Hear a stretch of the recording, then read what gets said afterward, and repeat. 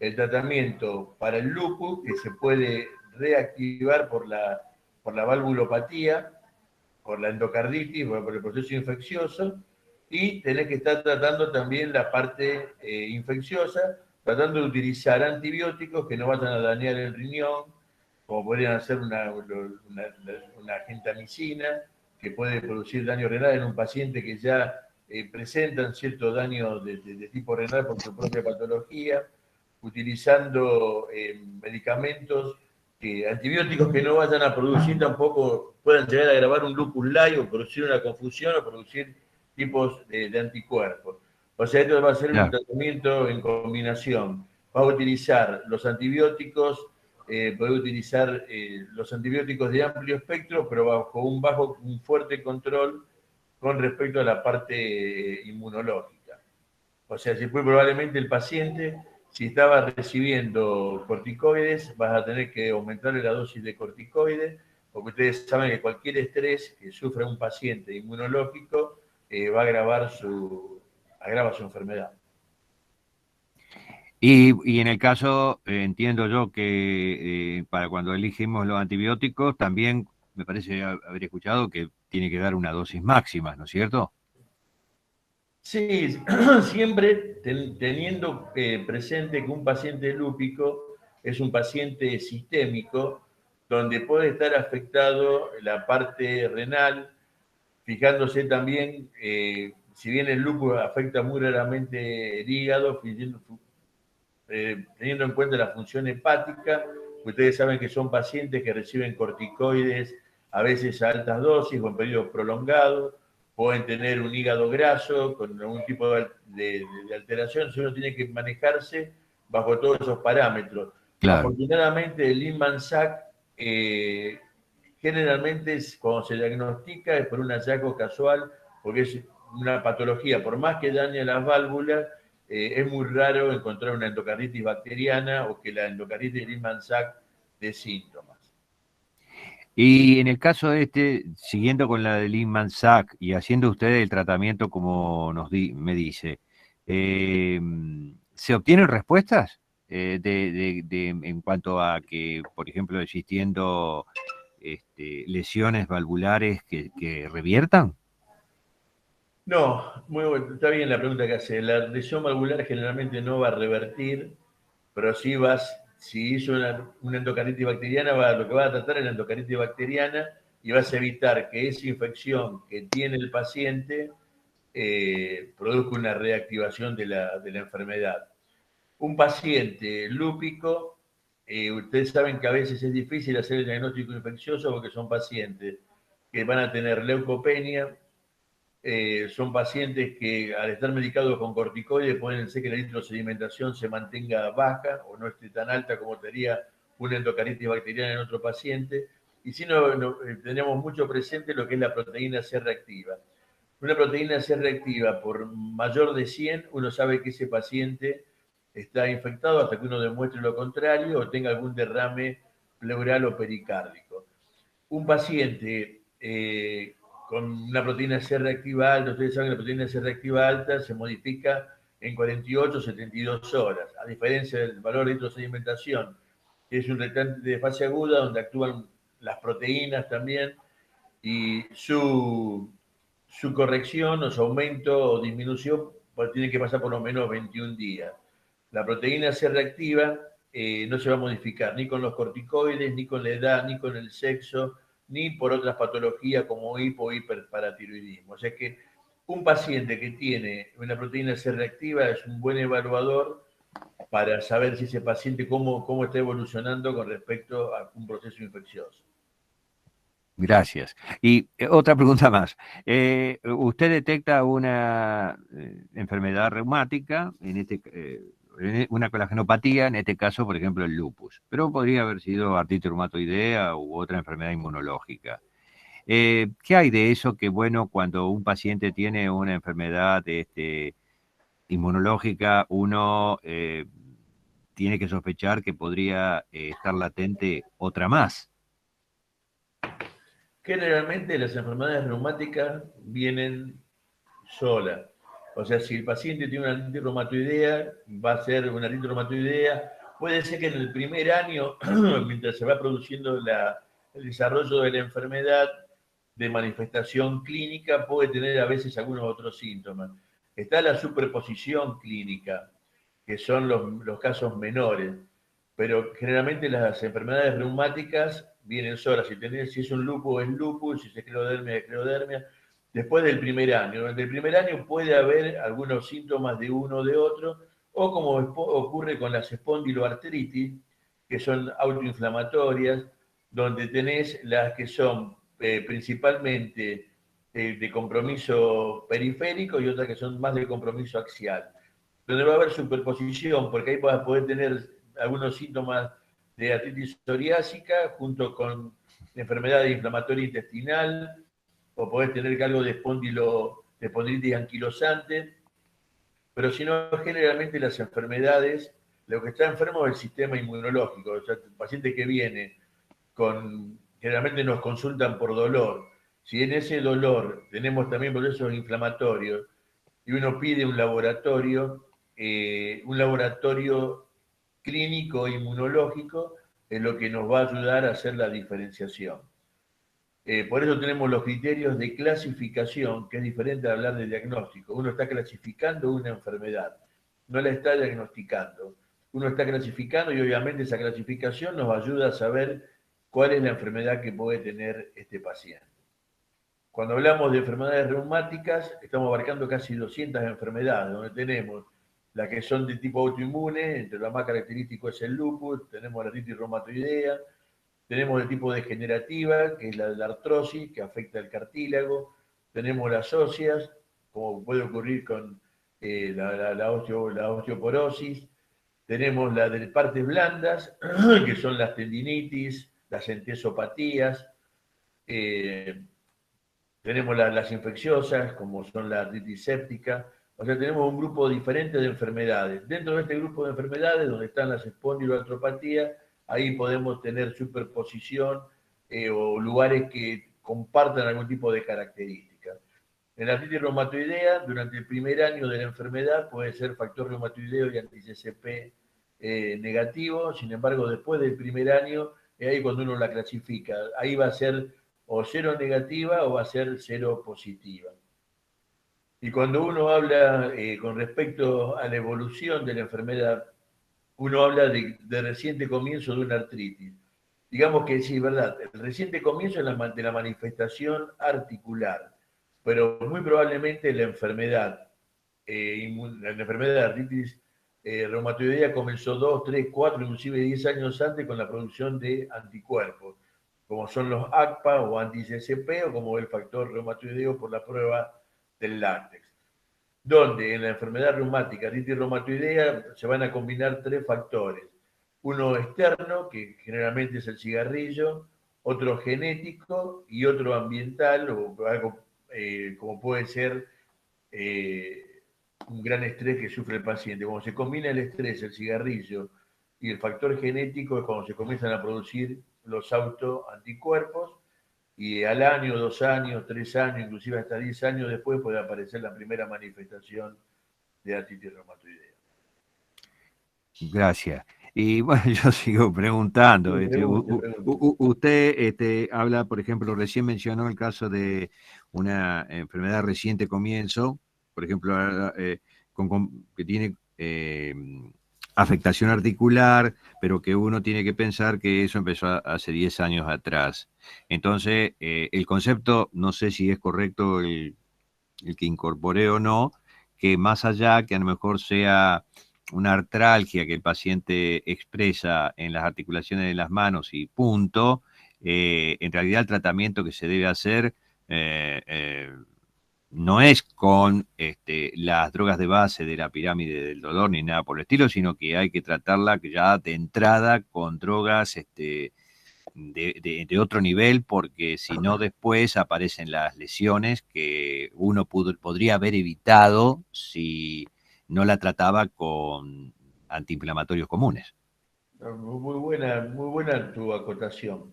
Te voy a agregar esto. O sea, hablé de 10 años Un paciente dije que puede ser hasta 10 años antes de que comiencen los anticuerpos. Sí. Generalmente puede ser 1 año y medio, 2 o 3 años. El paciente está sintomático. En ese momento, si un paciente te va a la consulta, nadie le va a pedir un inmunológico a un paciente que está sin manifestaciones. Pero es cierto que cuando aparece la enfermedad, cuando vos encontrás que el paciente tiene artritis, y esa artritis aparte es simétrica, que es diferente a ser bilateral, porque hablar de simetría quiere decir que se afecta una rodilla, afecta a la otra, se afecta una muñeca, afecta también a la otra muñeca. Bilateralidad puede afectar la rodilla de un lado y la muñeca del otro lado. Aquí, si vos sospechás que es simétrico, que tiene artritis, que tiene rigidez matinal de 1 hora o más de 1 hora, entonces ahí ya estás bajo una gran sospecha que el paciente puede tener una artritis reumatoidea. Ahí la droga gol estándar es el metotrexate. O sea, ahí, Ajá. como dijiste vos, todo paciente que uno sabe que tiene una artritis reumatoidea debe comenzar con metotrexate.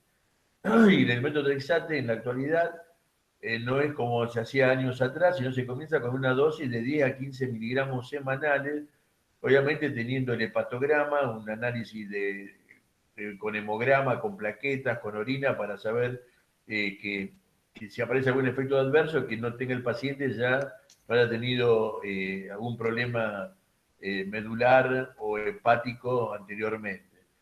Entonces, como vos decías, un paciente que pasa 2 años sin medicación, porque el antiinflamatorio es algo más sintomático. Cuando Claro. vos estás dando metotrexate, estás utilizando una droga que es moduladora del sistema inmunológico. Si el paciente pasaron 2 años y estuvo con actividad en la enfermedad, te podés encontrar con muchas erosiones. Obviamente que si al paciente después lo comenzaste a tratar correctamente, vas a frenar la enfermedad, las erosiones van a quedar, va a aparecer una cicatriz, va a quedar cicatrizado, pero la articulación ya se produjo un daño.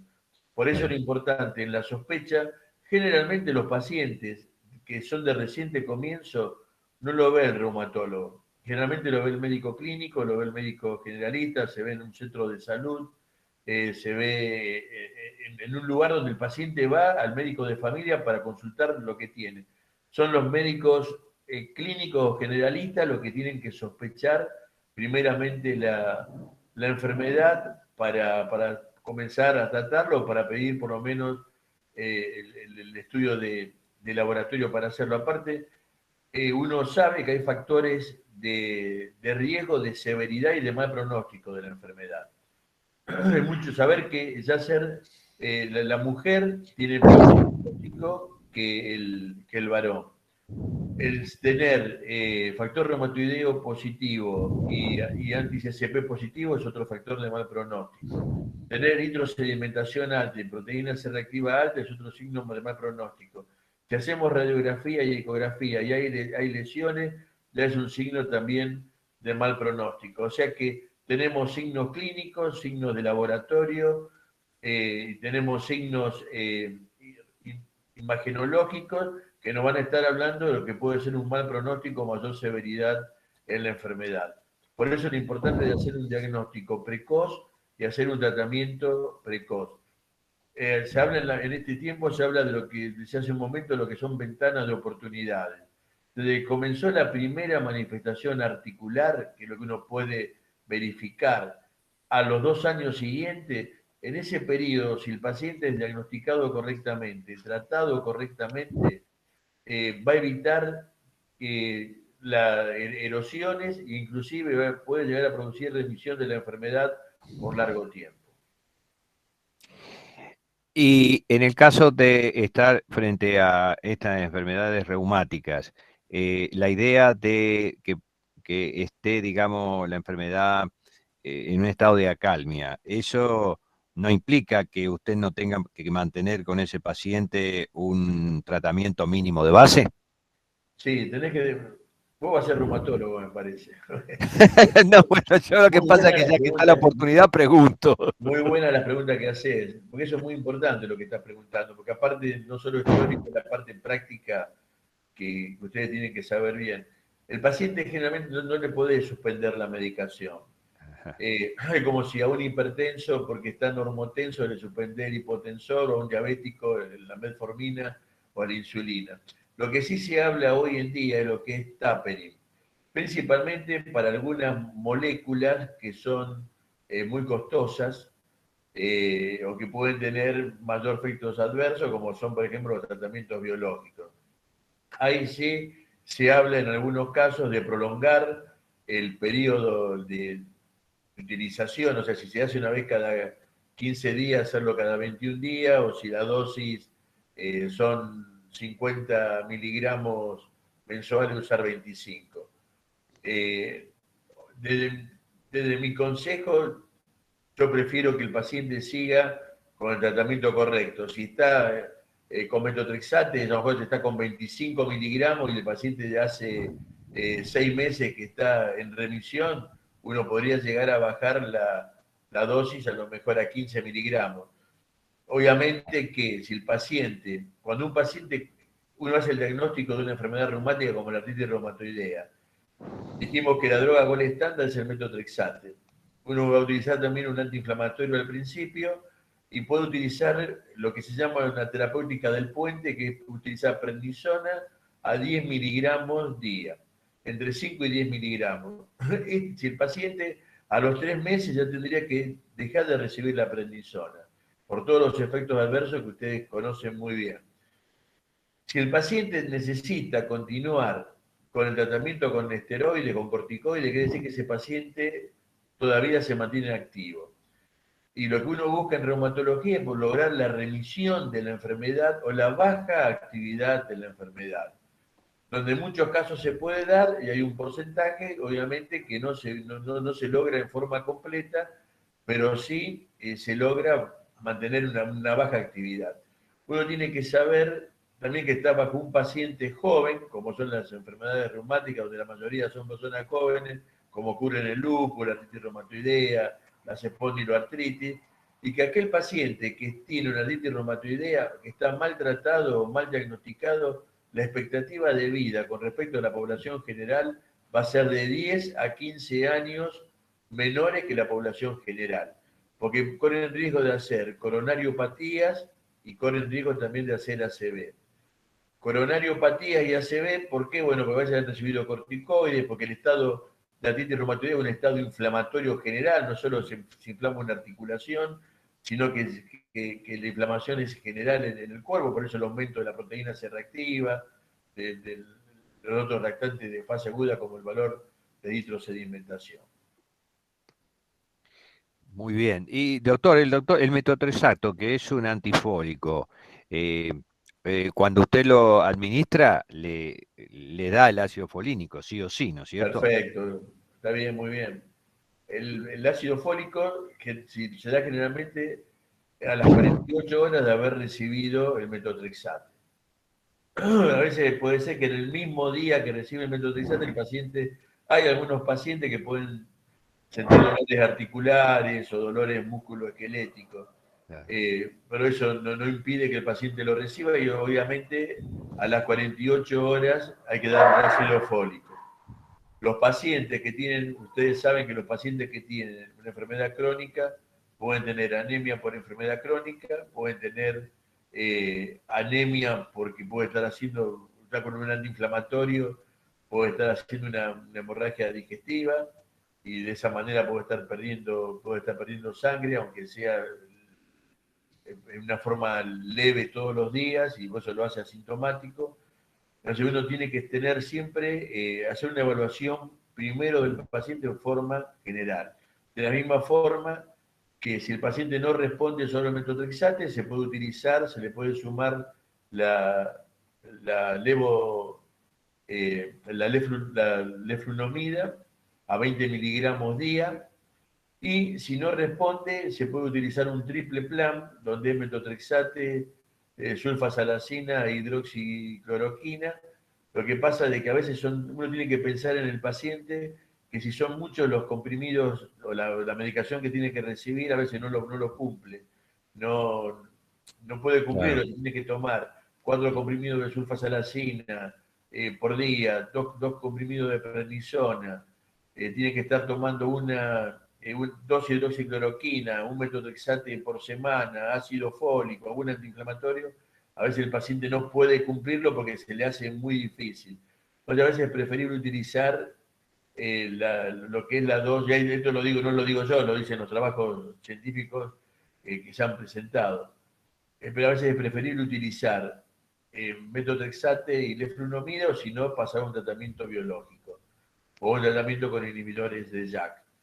Claro. Uno tiene que saber que un varón o una mujer que está recibiendo metotrexate, hay que advertirle que no puede, la mujer no puede quedar embarazada en ese periodo de 3 meses porque puede ser teratogénico. Y aquel que está recibiendo leflunomida, sea varón o sea mujer, por 2 años. O sea, cuando uno tiene que elegir una molécula, que ya sea metotrexato o leflunomida, uno sabe que, como dijimos, generalmente son mujeres, porque la relación de cada 4 pacientes, 3 son mujeres, y la mayoría son mujeres jóvenes, son mujeres en el periodo de mayor fertilidad.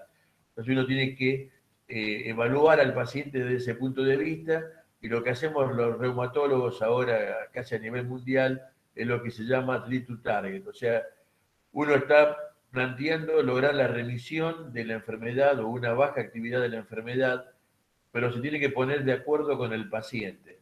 O sea, yo tengo que decirle al paciente, ponerme de acuerdo, decirle, la terapéutica puede ser esta, puede ser en forma inyectable, puede ser en forma endovenosa, subcutánea, puede ser por vía oral. El paciente que no quiere saber nada con recibir el subcutáneo o endovenoso, se lo pasaría a la parte oral o al revés. Hay pacientes que dicen, no, mire, yo no puedo cumplir con prefiero recibir una medicación una vez por mes o una vez cada 15 días que estar todos los días con 1 o 2 comprimidos de medicamentos. Por eso se habla hoy en día del treat to target y se habla también de la persistencia del tratamiento, porque no es que únicamente que el paciente cumpla con la dosis de la medicación diaria, por lo mejor lo cumple 1 año, 2 años, 3 años, sino la persistencia de que ese paciente a lo largo del tiempo mantenga la medicación y que no la abandone. Más allá de lo que puede ser el fallo primario o fallo secundario a una molécula que uno le está utilizando. Claro. Yo veo que hay una compañera Jimena que dice que es básico de laboratorio inmunológico. Y antes de que usted responda, yo decía eh, que es básico del laboratorio inmunológico, porque uno puede pedir, ¿no es cierto? Pero empieza a pedir análisis, pero si uno pide sin saber lo que busca, se complica, porque a lo mejor usted pide factor reumatoideo y le da positivo, y entonces ahí ¿cómo se orienta? Se empieza a complicar la cosa. Yo supongo que hay un pedido básico, pero me gustaría saber cuál es lo básico con lo que se empezaría frente a la sospecha de una enfermedad inmunológica, desde el punto de vista del laboratorio. No, me parece muy, te digo, son muy buenas todas las preguntas que estás haciendo. Es verdad Gracias. lo que vos decís. El problema no es que te venga un factor reumatoideo positivo, el problema es cuando viene un FAN positivo. Entonces Ah, los pacientes van en FAN positivo y eso que vos dijiste pasa, no es una cosa rara, pasa. Van a lo mejor a un médico y me dicen, sí, vos sabés, mira, me duele el dedo, o me duele, qué sé yo, la metacarpofalángica. Ah, bueno, papá, le piden un FAN. A lo mejor el FAN viene positivo, porque uno claro, tiene que saber que aproximadamente un 5% de la gente joven puede tener látex o FAN positivo y que un 25% de la gente mayor de 65 años. Entonces, cuando viene el paciente, ve el FAN, hoy que tenemos Google, googlean qué es FAN y empieza a aparecer ahí lupus, esclerodermia, polimiositis, y el paciente se desespera y claro, van al médico, van después a un médico de cabecera, a su médico clínico, médico generalista, van al mismo reumatólogo y ven el FAN y vos no haces diagnóstico con el laboratorio, o sea, el diagnóstico siempre va a ser clínico. Por eso cuando un paciente viene a la consulta y uno lo interroga, donde el interrogatorio es fundamental, no solo a veces viéndole las manos al paciente, porque depende de la articulación que están afectada, uno sospecha la enfermedad que puede tener. Si están afectadas las interfalángicas proximales, lo más probable es que sea una artritis reumatoidea. Si están afectadas las distales, es muy raro, la artritis reumatoidea no afecta a la distal, pero sí lo puede afectar la artritis psoriásica, la espondiloartritis. Entonces, ya tan solo mirando las manos, a eso lo puede utilizar. Si el paciente tiene Raynaud, uno va a poder sospechar en una esclerodermia, en una polimiositis. O sea que el examen clínico y el interrogatorio es importante. Ahora, si el paciente, uno sospecha de una enfermedad reumática, el laboratorio general es muy importante. Pedir el hemograma para saber si el paciente, si tiene una enfermedad crónica o de tipo inflamatoria, muy probablemente tenga anemia. El paciente, si tiene una artritis reumatoidea activa, puede llegar a tener leucocitosis. Si tiene un STIL también puede tener leucocitosis. Si tiene una, como dijimos hoy, tiene un lupus, puede llegar a tener una leucopenia. Vamos a fijarnos también en la parte general, por ejemplo, de la glicemia, y a veces se asocia con la parte de diabetes, o podemos tener pacientes, pedirle, si es un varón, pedir también la parte de uricemia y uricosuria, para ver si el paciente no tiene alguna alteración metabólica, como puede ser la gota. Entonces uno pide el laboratorio general, es fundamental. Y después de eso pasamos al laboratorio inmunológico, donde si uno sospecha que puede tener una artritis reumatoidea, uno puede pedir factor reumatoideo por la prueba del látex, puede pedir los ACPA, que son los anti-CCP, y uno también puede pedir un factor antinuclear.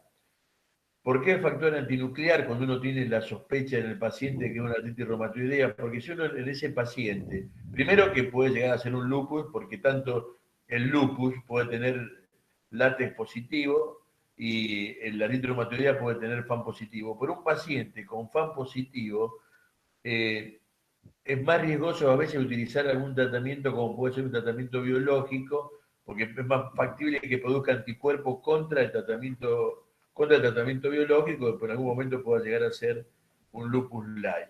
O sea, cuando uno pide el laboratorio, si vos me decís un laboratorio de rutina, no es que existe un laboratorio de rutina, pero si tenés un paciente que te consulta por una artritis, tenés que pedir látex, anti-CCP, y no puedes pedir un factor antinuclear. Ahora, si te Ajá. viene un paciente que aparte de eso te dice que tiene proteinuria, sabes que tiene proteinuria en la orina, que el paciente tiene algún tipo de rash malar, o tiene úlceras orales, o tiene pérdida del cabello, bueno, ahí sí vas a pedir, aparte del factor antinuclear, aparte del látex y el anti-CCP, podés pedir los ENA, que son los antígenos nucleares extraíbles. El ENA es una reacción, y dentro del ENA después tenés que pedir por separado lo que vos sospechás. Y si sospechás que es un lupus, vas a pedir ROLA, SMRNP. Si tu sospecha es que es una esclerodermia, aparte de pedir el ENA, vas a pedir el esclero 70 y vas a pedir el anticentrómero. Si sospechás que es una polimiositis, vas a pedir el JO1 y vas a pedir el PM. O sea, de acuerdo a la patología que vos sospechás que puede tener el paciente, es lo que vas a pedir, teniendo en cuenta que cada marcador te puede estar indicando también un problema en el paciente.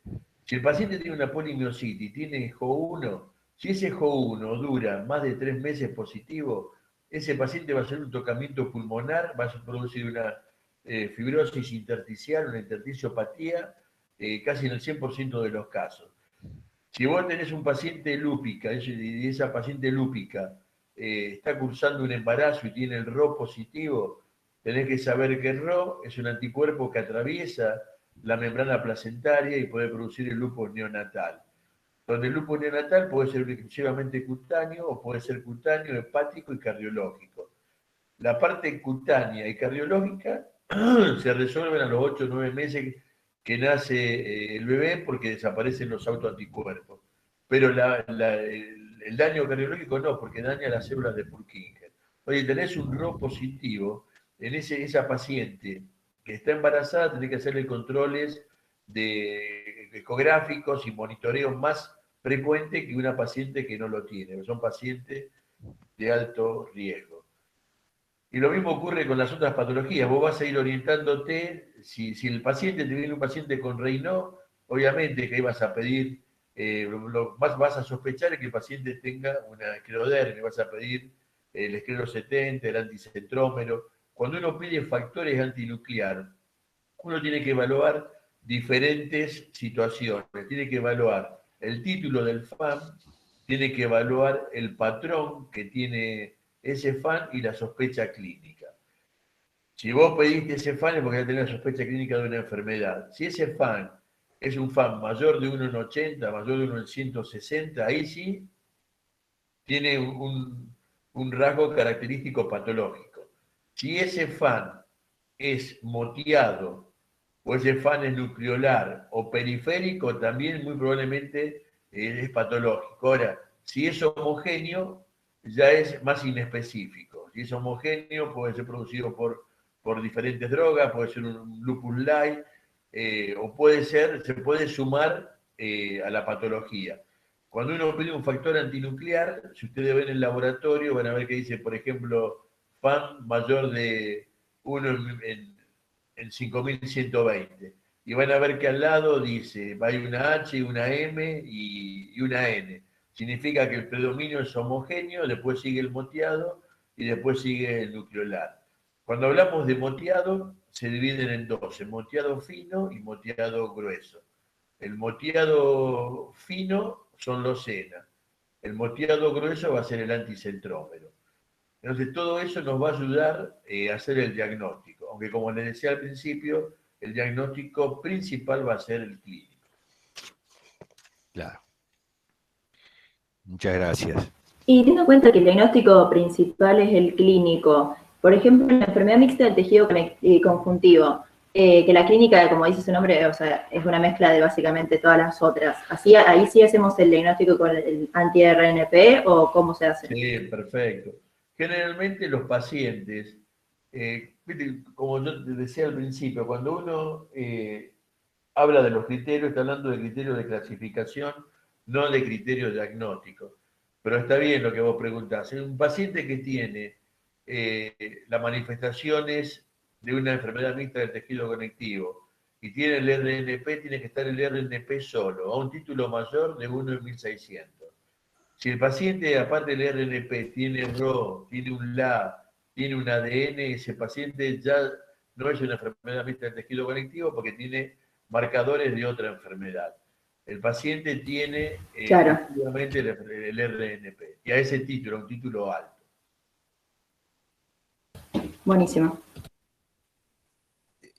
Profe, en el caso de cuando usted hablaba del laboratorio en general, y que uno pedía uricemia, uricosuria, cuando usted sospecha a lo mejor que tiene, ¿no es cierto?, una patología metabólica, como es la gota.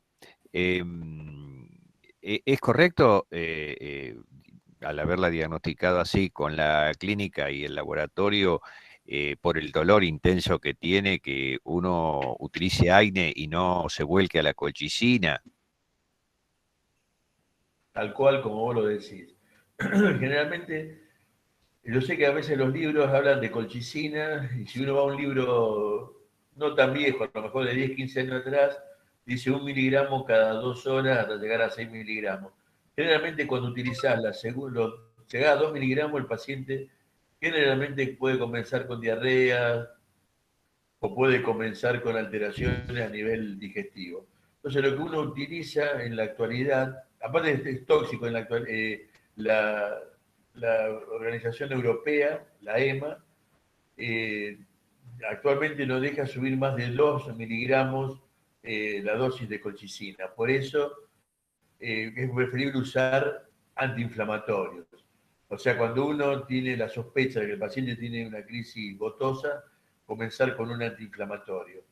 Acuérdense que durante la crisis gotosa nunca se debe usar el halopurinol, porque el halopurinol va a producir de que ese paciente que tiene una crisis gotosa, que puede tener el ácido úrico alto en sangre, aunque como tiene un ciclo circadiano, el ácido úrico puede estar alto en un momento y luego puede haber bajado a cifras casi normales. Ese ácido úrico que entra en articulaciones, fagocitados, la ruptura justamente de los leucocitos hacen todo, que producen todo el daño a nivel articular. Ese ácido úrico, cuando uno utiliza el allopurinol, hace que se libere mayor cantidad de ácido úrico. O sea que si el paciente estaba con una monoartritis, al dar el ácido, al utilizar el allopurinol en el momento de la crisis, puede hacer que ese paciente se agrave muchísimo la crisis. Por eso uno tiene que utilizar antiinflamatorios durante todo el primer periodo antes de comenzar con el allopurinol. Bien. Y Obviamente, uno puede utilizar el allopurinol, a lo mejor con 0,5 miligramos de colchicina cuando comienza el proceso. Pero ya no está indicado utilizar a nivel práctico la colchicina como figura en algunos libros del pasado. en el caso de, volviendo al laboratorio de la gota, es incompleto, ¿no es cierto? Pedir, por ejemplo, eh, ácido úrico en sangre y no pedirlo en orina. Porque podría yo a lo mejor, porque yo tengo que saber, no sé, entiendo yo, que o produce mucho o elimina mucho, y entonces No, ahí yo no, claro, por eso te dije que uno tiene que pedir uricemia y tiene que pedir uricosuria. Y claro. la uricosuria se la puede pedir de 24 horas, mejor. Uno puede tener el ácido úrico por una mayor producción, o puede tener un ácido úrico a veces por una mala eliminación. A veces también hay que tener cuidado que ese aumento del ácido úrico no sea por algún diurético, que pueda hacer la retención del ácido úrico, o que ese aumento de ácido úrico no sea por una enfermedad como puede ser la psoriasis, que hay un gran recambio de purina y ahí aumenta el ácido úrico, o que directamente sea por la falta enzimática y sea una hiperuricemia, una gota de tipo idiopática.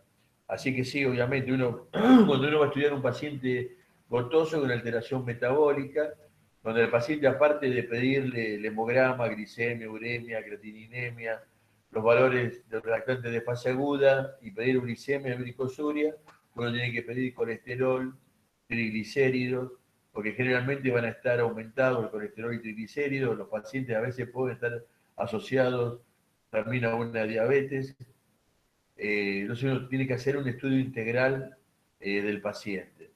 Y sabiendo que el daño articular que se produce en la gota, si produce ya daño a nivel óseo, también va a ser irreversible. Y saber que son pacientes que pueden tener antecedentes de cólicos renales, porque es el depósito del ácido úrico a nivel de la vía urinaria. Generalmente son varones, aquí de cada 25 pacientes con gota,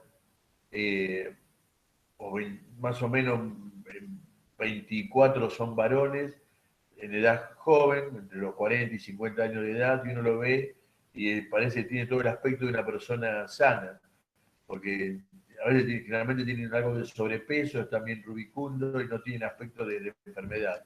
Sin embargo, el paciente que tiene una crisis gotosa, si ustedes le preguntan cuándo comenzó el dolor, muy probablemente le va a decir, mire doctor, me comenzó el dolor, me desperté a las 5 de la mañana con un dolor insoportable en el primer dedo del pie.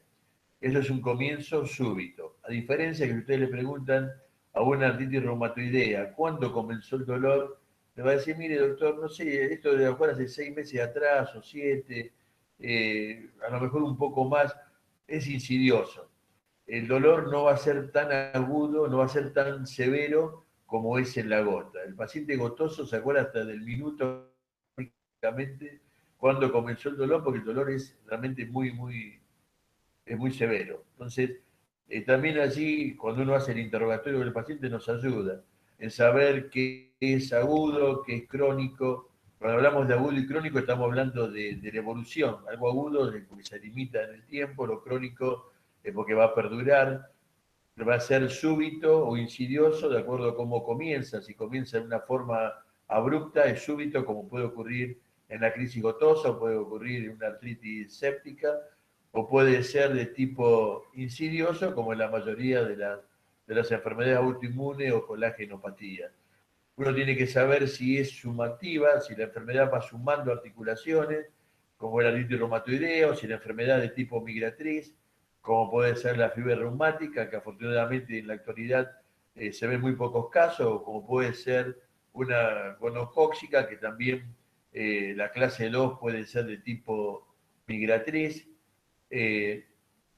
O sea, son diferentes factores que uno tiene que ir tomando en cuenta para hacer el diagnóstico. Cuando se sienta el paciente y uno empieza a interrogarlo, ya saber si es varón o si es mujer, nos va a orientar a qué tipo de patología puede tener, depende de la edad. Si es una persona joven, de menos de 16 años, uno puede estar pensando en alguna enfermedad como la IJ, que es la artritis idiopática juvenil. Si es una persona de 17 a 25 años, y obviamente sumando la parte clínica, uno puede sospechar en un lupus. Si tiene entre 25 y 45 años, uno puede sospechar una artritis reumatoidea. Si tiene 30 años y es varón, puede estar sospechando de una espondiloartritis. Recordemos, miren qué importante esto de saber de que la mayoría de las lumbalgias generalmente no son, no implican severidad ni gravedad.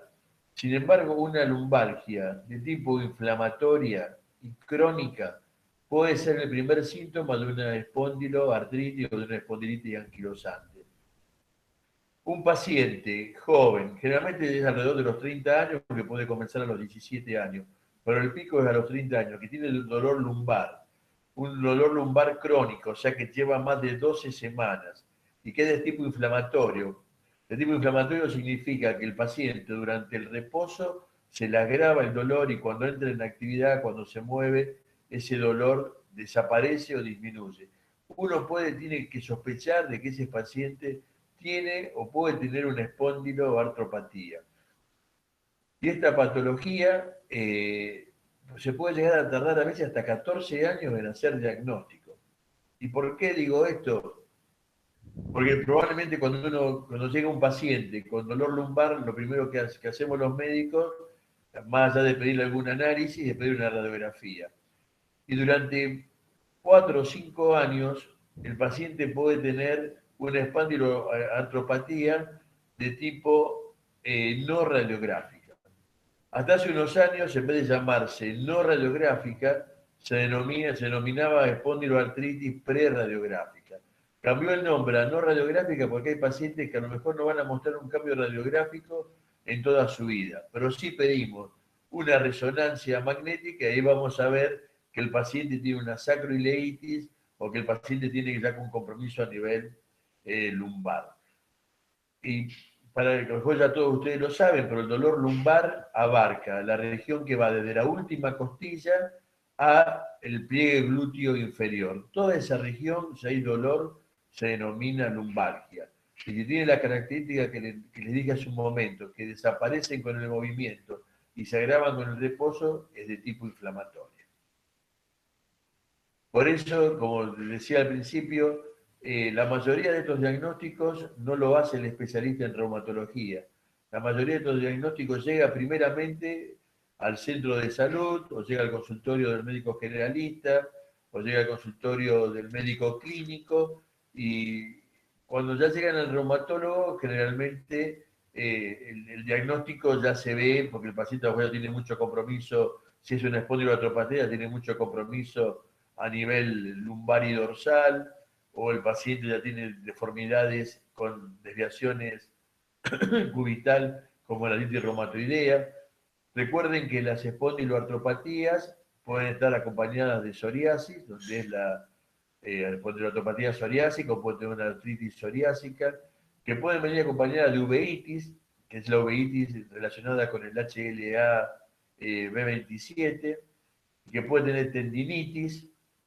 Todos estos son manifestaciones.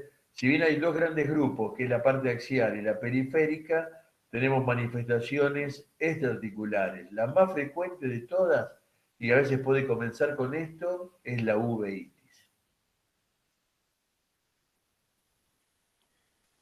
Profe, en el caso de un paciente que usted le hace un laboratorio y se encuentra con que tiene una uricemia mayor de 10 miligramos por decilitro, por supuesto lo va a estudiar, pero no tiene síntomas, está asintomático.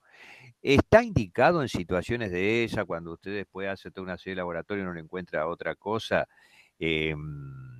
de que con 10 miligramos para arriba por decilitro de ácido úrico hay que hacerle tratamiento con Sí, halopurinol, porque el ácido sí, úrico me sí. parece que es riesgo cardiovascular. Sí, sí, sí, sí. Si el paciente llega a 9, ya hay que hacer el tratamiento al paciente, hay que bajarle el ácido úrico, por lo menos a menos de 7, entre 6 y 7. El tratamiento, a pesar de que el paciente esté asintomático, que pasa y- y no es tan infrecuente, sino que pasa con cierta frecuencia, el paciente tiene que ser tratado. Está Claro, bien. es una muy buena pregunta, porque a veces uno pide el laboratorio, viene el ácido úrico en cifras altas, pero el paciente no tiene síntomas, sí hay que pedir, hay que tratarlo igualmente y hay que llevarlo a cifras normales. ¿Y cómo lo da el halopurinol, doctor? El allopurinol uno lo va graduando. El allopurinol viene de 100 miligramos, viene de 300 miligramos. Uno va a comenzar con una dosis baja, justamente por lo que yo te decía, que a Ah, veces puede poner el movimiento de los uratos. Se puede comenzar con 100 miligramos día. Uno va pidiendo los controles, porque uno tiene que saber que el allopurinol también puede producir algunos efectos adversos. Uno va haciendo control de laboratorio y uno puede subir la dosis a 200 o a 300 miligramos. A veces también no hace falta que tome todos los días el allopurinol, a veces se puede tomar día por medio, 300 miligramos, uno lo va evaluando hasta llegar a la cifra correcta. gracias.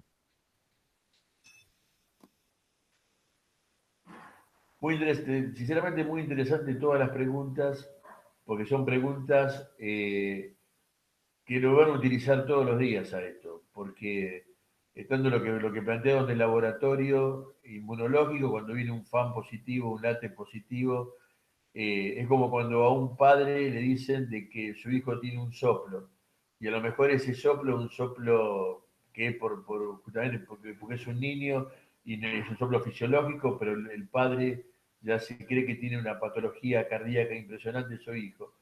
Por eso cuando uno pide un fan, tiene que saber a quién se lo pide. Porque como decía Alberto, si el fan es positivo y no tiene síntomas, ¿qué respuesta le va a decir le va a dar al paciente si uno sabe de que ese fan, si uno hay un laboratorio inmunológico, hay un libro lleno de lactantes que uno puede pedir, de autoanticuerpos que uno puede pedir. Entonces, como dijimos al principio, uno no puede pedir todos los anticuerpos. Uno pide lo que uno está sospechando. Si yo voy a pedir un FAN, voy a pedir en aquel paciente que estoy sospechando que tiene una enfermedad autoinmune. Si voy a pedir un LAC, voy a sospechar que el paciente puede tener una artritis reumatoidea. Es muy importante conocer el laboratorio inmunológico, porque de acuerdo al anticuerpo que aparece es lo que también la manifestación que el paciente va a tener. Un paciente con lupus, con RO muy alto, va a tener muchas manifestaciones cutáneas, más allá de que ese paciente, si la mujer queda embarazada, puede tener un lupus neonatal. Uno eh, por eso es tan importante poder conocerlo. Si el paciente tiene un ADN alto y es un lupus, muy probablemente ese paciente vaya a tener en algún momento algún compromiso de tipo renal. Y quizás durante los primeros años de la enfermedad de un lupus, los pacientes pueden fallecer por la actividad de la enfermedad, pueden fallecer por causas renales, pueden fallecer por infecciones, pero después de los 10 años, la causa principal de muerte son los ACV y los infartos, justamente porque también es un estado inflamatorio y porque el paciente durante mucho tiempo ha recibido corticoides y en algunos casos el paciente también son hipertensos, tienen diferentes síndromes sumados. Cuando uno trata la enfermedad, por ejemplo el lupus, uno está tratando el sistema inmunológico. Si yo al paciente me consulta por dolor, que es una de las causas más frecuentes, y le doy únicamente un antiinflamatorio y un analgésico, la enfermedad sigue avanzando. Si el paciente tiene rash cutáneo y yo utilizo solamente un protector solar, estoy tratando un síntoma. La literatura médica representan en algunos casos al lupus no como el lobo, que el lobo significa, lupus significa lobo. No se sabe bien si es porque el lobo europeo tiene los colores que produce el RAS, como tiene el lobo europeo, así dice la literatura, o el lupus discoide, que también tiene el lupus sistémico, semejaba una semejanza a lo que es una mordedura de lobo. Por eso en la antigüedad se le puso el nombre de lupus. Pero me gusta cuando se habla del lupus, no con la mariposa que habla del ras, o no del lupus como el lobo, sino me gusta cuando se habla del lupus como la hiena, que es la mitología griega, ese monstruo que tenía varias cabezas. Porque cada cabeza está representando un síntoma. Y cada cabeza de ese síntoma es un anticuerpo. Por eso si yo corto la cabeza de lo que es la manifestación cutánea, estoy tratando un síntoma, la enfermedad sigue. Si yo trato la artritis o la artralgia, estoy tratando un síntoma. Pero si voy al corazón de la enfermedad, que es el sistema inmunológico, ahí voy a ganar a la enfermedad. Y eso fue lo que hizo en la mitología griega Hércules.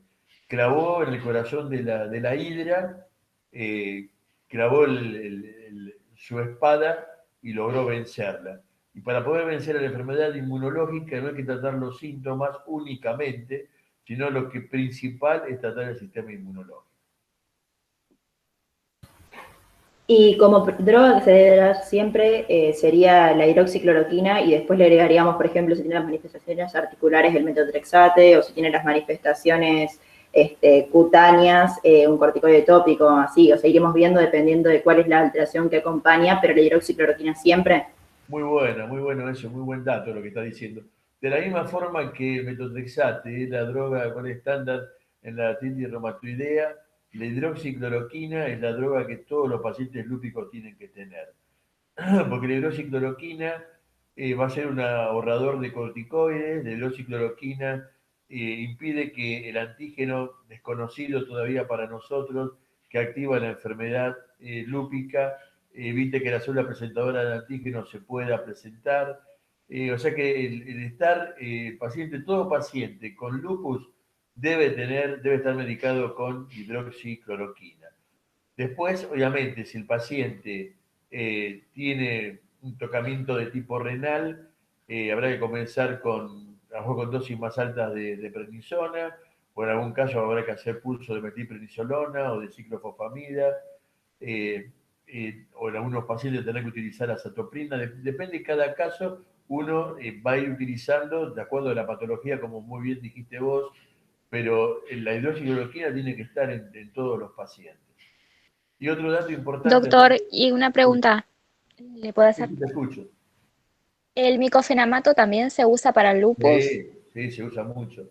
El micofenonato se usa mucho, quizás uno puede comenzar con metilprednisolona, porque ¿qué es lo que ocurre? La metilprednisolona, igual que los corticoides, actúan en forma rápida.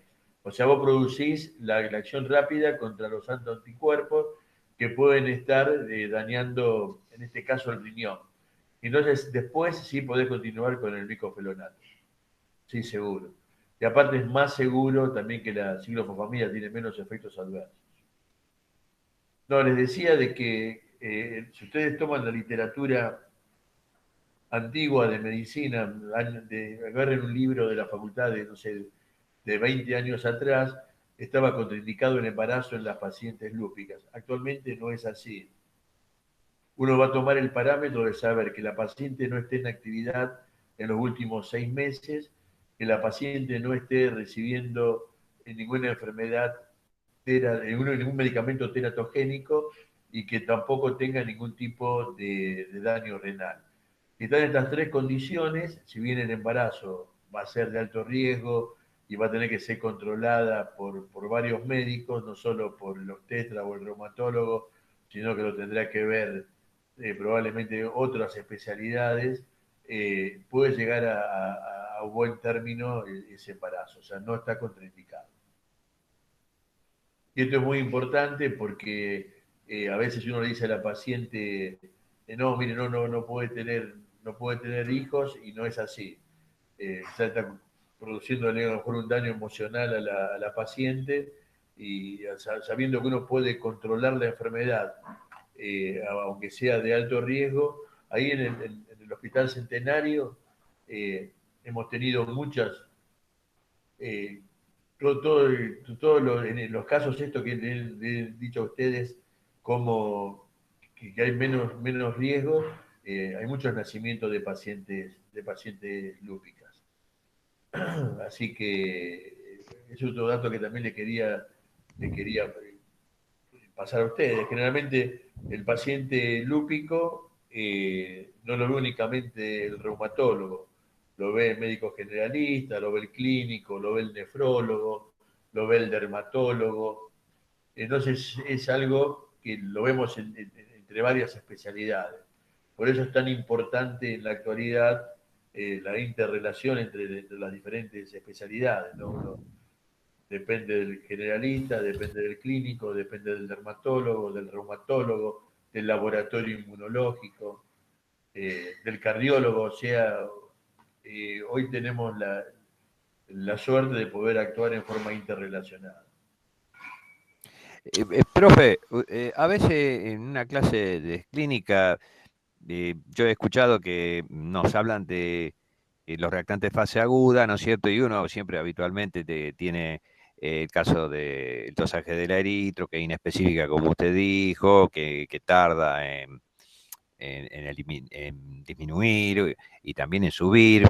Por eso se pide la PCR, la proteína C reactiva, pero también se habla del fibrinógeno, incluso de la ferritina. Y cuando hablan de la ferritina, la duda que yo tengo es esta, refiriéndome a la enfermedad de Still. Sí. La enfermedad de Still, que le aparecen, ¿no es cierto?, esas lesiones eritematosas, la artralgia, en fin. Eh, y ahí dice, hay que pedir ferritina, porque la ferritina alta es un marcador importante. Yo realmente no sé por qué, no sé la fisiopatología o la razón por la cual la ferritina es de valor en el caso de la enfermedad de Still, o yo me equivoco. No, no te equivocás. Está bien la pregunta que haces.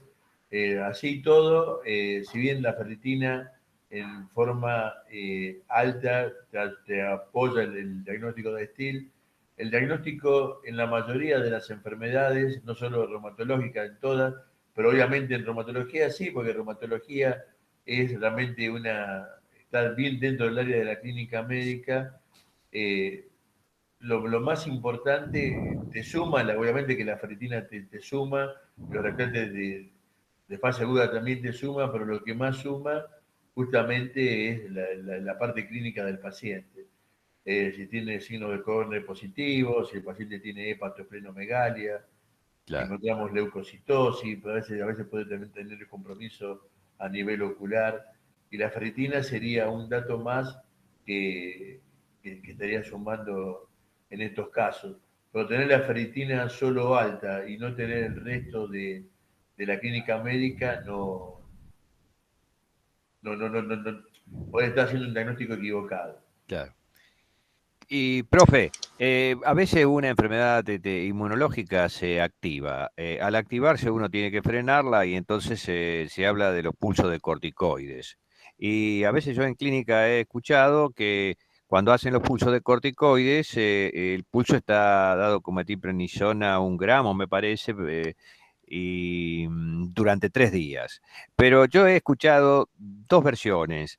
Una que, bueno, si vamos a hacer pulso de corticoides, el paciente tiene que estar internado esos 3 días porque como le estamos dando una alta dosis de corticoides, le puede dar hiperpotasemia, la hiperpotasemia puede dar arritmias, etcétera, etcétera. Y hay otros otro docente que yo he escuchado que dice, no, no, no, le hacemos el pulso de corticoides, lo mandamos a la casa, le decimos que venga al día siguiente y hacemos lo mismo con la tercera dosis. ¿Qué concepto tomo yo de ahí? Yo te voy a dar el concepto mío, o sea, cada uno utilizará el concepto que quiera. Lo que vos decís es tal cual, o sea, uno generalmente puede llegar a utilizar entre 0,5 a 1 miligramo, y lo que uno utiliza son 500 miligramos por metro cuadrado, por eso puede llegar a 1 gramo por día, depende de la patología y depende de lo que uno le quiere hacer. Pero obviamente, en el caso, lo que yo indicaría es que el paciente que hace el pulso en ese momento se lo esté haciendo el monitoreo, por lo que vos explicaste del potasio, el paciente puede hacer arritmia.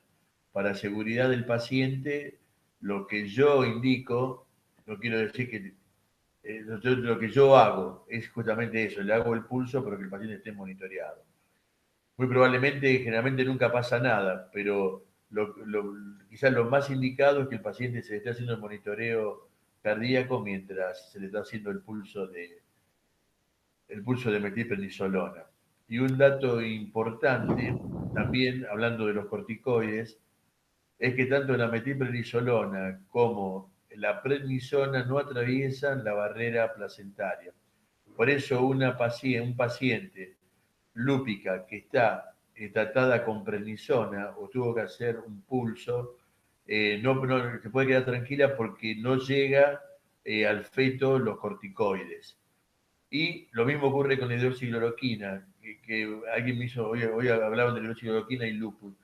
Una paciente lúpica que está con hidroxicloroquina no se suspende durante el embarazo.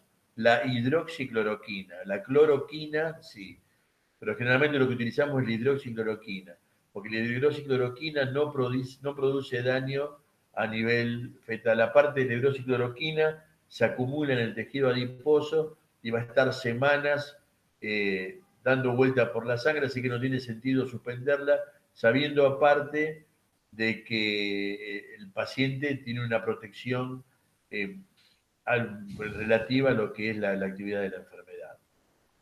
Otro caso, algo más que les quiero decir quizás que te puede ser útil, es saber que un paciente con artritis reumatoidea que se embaraza, generalmente el sistema inmunológico se tranquiliza por la tolerancia inmunológica.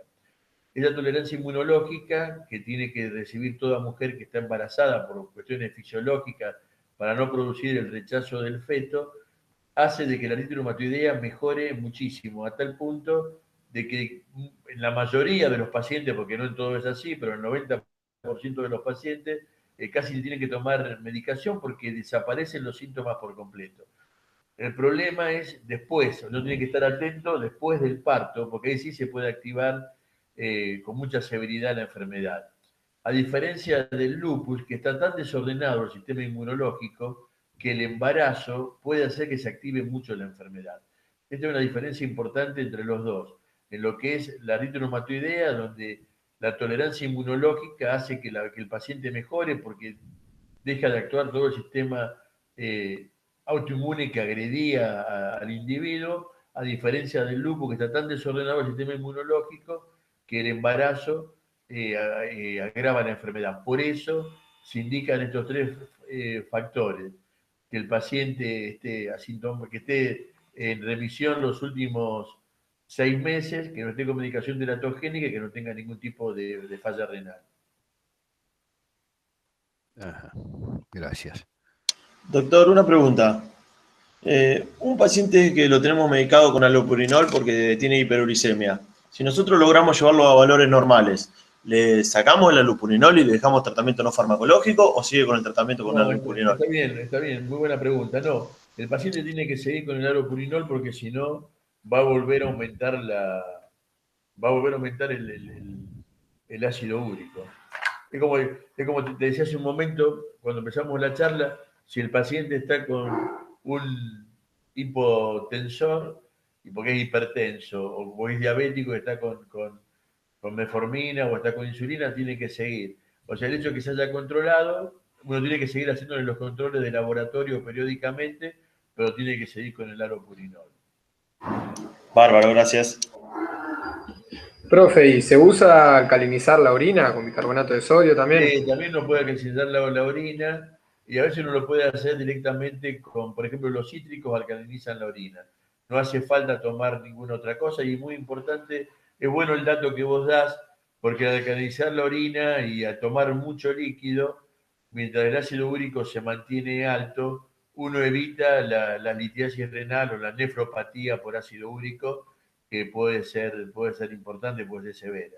Así que alcalinizar la orina uno evita que precipite el ácido úrico y al tomar mucho líquido uno permite de que el ácido úrico sea eliminado más fácilmente.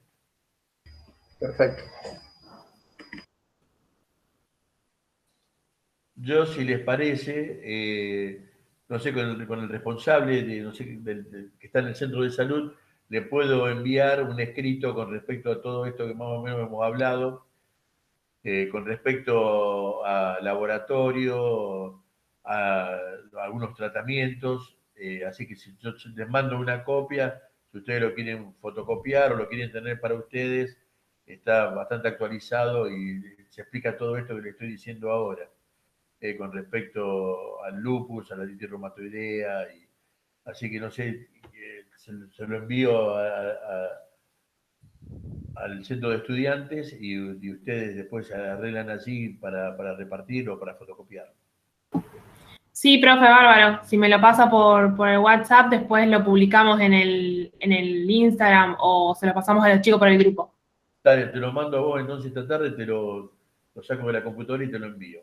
Dale, bárbaro. Y si alguno quiere algún otro material, si lo tengo, también vos me lo pedís y yo te lo envío a vos y lo reparto. Bueno, perfecto. Si alguno me quiere, ahí me están preguntando si alguno quiere mi correo electrónico, y yo traten de escribirme más o menos todos juntos, así les contesto. En el transcurso de la semana le quedó dudas o no fui claro, o alguno tiene alguna inquietud, principalmente no soy especialista en clínica médica, pero mi gran trabajo es la reumatología. Así que prefiero que me pregunten de reumatología porque le voy a poder pasar todo lo más actualizado. Así que si en esta semana mi correo electrónico es reumadrabdala@gmail.com. reumadrabdala@gmail.com. Ustedes me escriben, si tienen algunas preguntas más, yo se las contesto, y si no, directamente al centro de estudiantes le voy a enviar el material académico para que ellos puedan utilizar.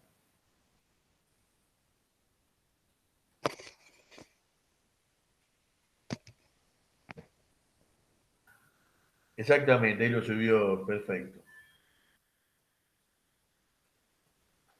Realmente les agradezco por este tiempo, estoy a disposición de ustedes, hablen con el centro de estudiantes, yo estoy a disposición para lo que necesiten.